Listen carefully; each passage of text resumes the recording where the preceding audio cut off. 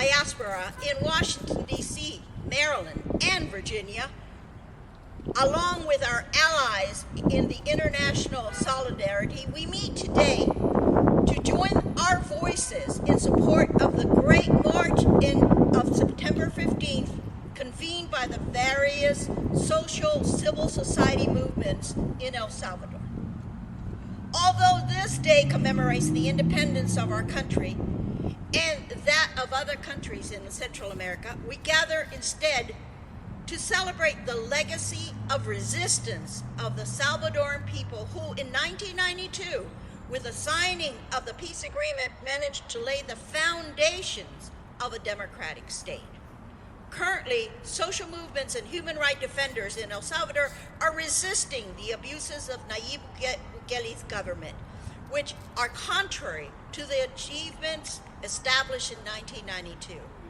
Those abuses include the remilitarization of the country to repress those who do not support the government and the government's authoritarianism. After the military takeover of the Legislative Assembly on February 9th in 2020, in complicity with Nuevas Ideas Party and with allies in Ghana, Bukele and his clan have forcibly and illegally taken control of all state branches. The institutions that should guarantee the rights of the people, now under the government of Nayib Bukele, have lost their independence and are used to benefit the personal and economic interests of the country's new political class, resulting in the persecution of those opposed to the regime. For more than a year, the Salvadoran Congress has illegally extended the state of exception, régimen de excepción, during which more than 70,000 people have lost their independence and are used to benefit the personal and economic interests of the country. They are captured and arrested without respect for their presumption of innocence, nor at due process under the government's excuse of a war against the gang. Our system of justice and due process has collapsed. Hundreds of our innocent and Salvadoran brothers are retained to inflate the official government's statistics, suffering systematic abuse, torture, humiliation, and inhuman treatment, which has led to at least 150 deaths of innocent people in the country of the Salvadoran state. Here are just a few symbols of the crosses that they bore in their death. The emergency régimen de excepción is simply a tool used by the government to prosecute journalists, human rights defenders, environmentalists, community leaders, and union members who are accused without evidence of alleged links to gangs or of any crime. In the context of these abuses on democracy, Nayib Bukele has launched an unconstitutional re-election campaign, even though 5 articles in our country's constitution explicitly prohibit, with an aim to preserving his power and his control of all government institutions. We are particularly concerned that without the independence of the various state institutions, which are controlled by the ruling party and its allies, and with the $1 million investment of public funds in the presidential campaign, the next electoral process and elections in 2024 will be flawed and manipulated, especially here in our diaspora in the United States.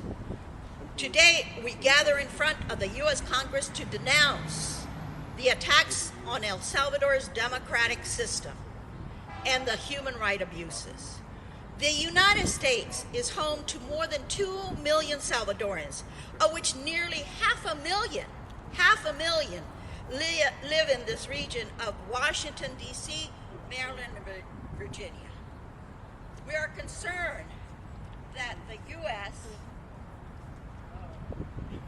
was supposed to fit in one sheet of paper.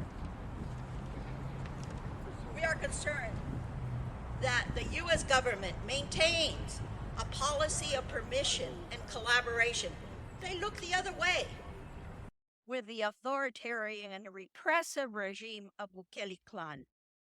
This includes training and support of the armed forces and the police. The Bukele regime is using U.S. dollars to attack and persecute and silence Salvador. For all the above, we ask the members of Congress, and that's why we are here on the Capitol grounds, and our representatives, because many of us are dual citizens, to do the following. 4 things we ask: to promote actions focused on cutting all military, police, and security funds that are invested in support of the Bukele regime in El Salvador. 2, to denounce, along with the international community, the illegality and the unconstitutionality of Nayib Bukele's re-election. No a la reelección. 3, to denounce the human rights violations that are already documented by the human rights organizations. And 4th, to support the Salvadoran members, residents in the districts that they now represent, who have families, members, U.S. citizens, and residents imprisoned in El Salvador, who have not been afforded due process and the presumption of innocence. Finally, we demand from the government of El Salvador, led by President Nayib Bukele, an end to the emergency regime and to reestablish the rule of law, the release of all innocent victims, and an end to the militarization and instrumentalization of the legal system against Salvadoran civil society. Washington, D.C., December 15th, 2023. Thank you very much for joining us this afternoon. Yeah.